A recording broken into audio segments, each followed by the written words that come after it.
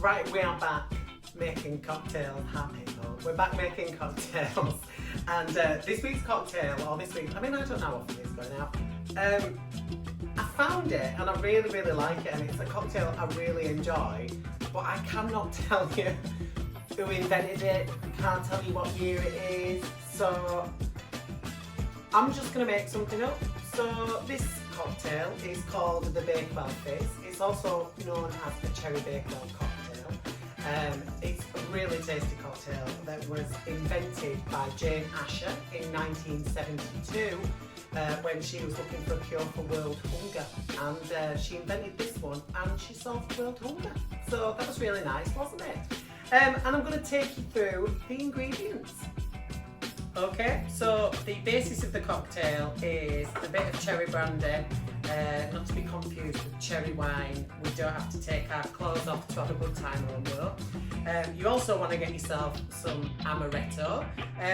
Any amaretto, people do use the posh stuff, the Di Solano, but I am using some pretty cheap amaretto, which is in a decanter that my mum gave me, that someone gave her at her wedding, and she absolutely hated it. So if you recognise this decanter and you gave it to my mum for her wedding day, she hated it. And then finally, the last liquid ingredient is a good bottle of Prosecco. Today we are using a little bit of lesbianosa. And then obviously, because it's a cherry Bakewell cocktail, you want to get yourself some cherries. We went fancy and we got some Italian glacé Morello cherries, and they're very, very nice indeed. Now, you can soak the cherries beforehand if you want to make it really, really special, but either way is absolutely fine. Right, so really, really simple to get started.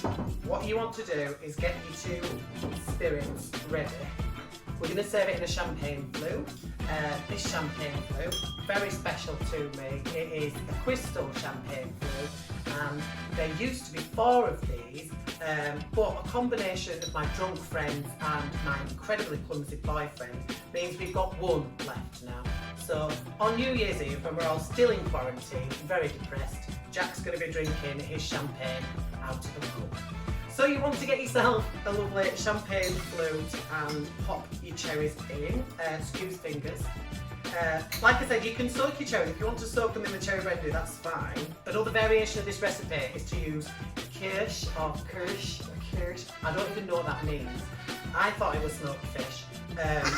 I thought it was going to be really odd watching a bit of mackerel floating around in your cocktail. Do you know what I mean? It'd be like when your waste disposal gives up and starts spitting things back into the sink. But apparently, kirsch is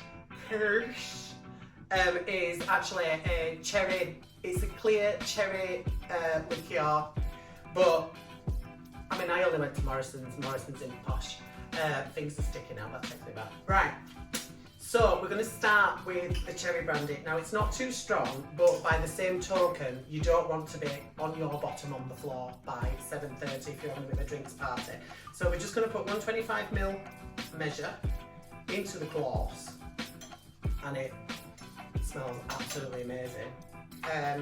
I mean, there's loads of different cherry brandy liqueurs you can use, but we're going for the Cooper. The Cooper. It's German. Very clean. Very nice.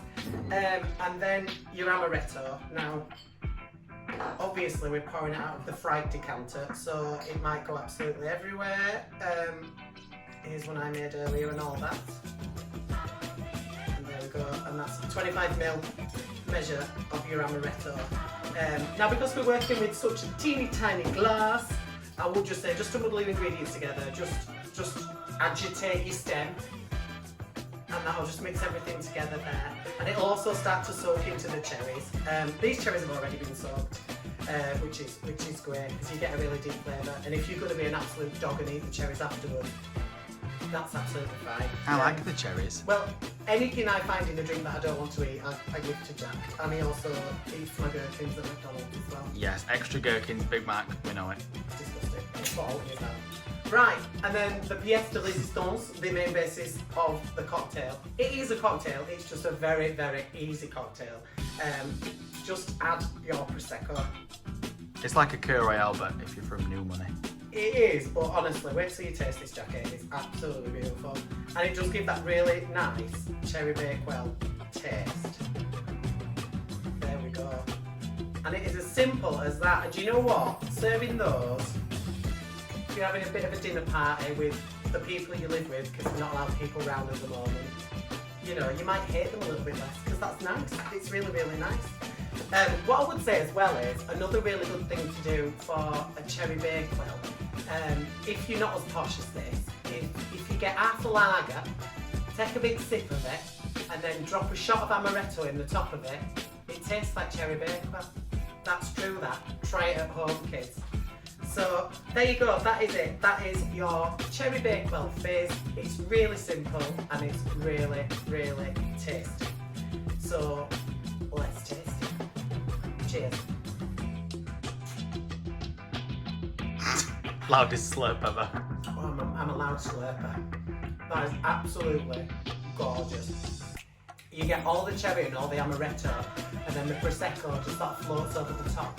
So there we have it, the cherry Bakewell Fizz. Absolutely gorgeous, so simple. I mean, there's a few set of costs involved, but you can drink this every week for a few weeks, you know. It's nice and cheap.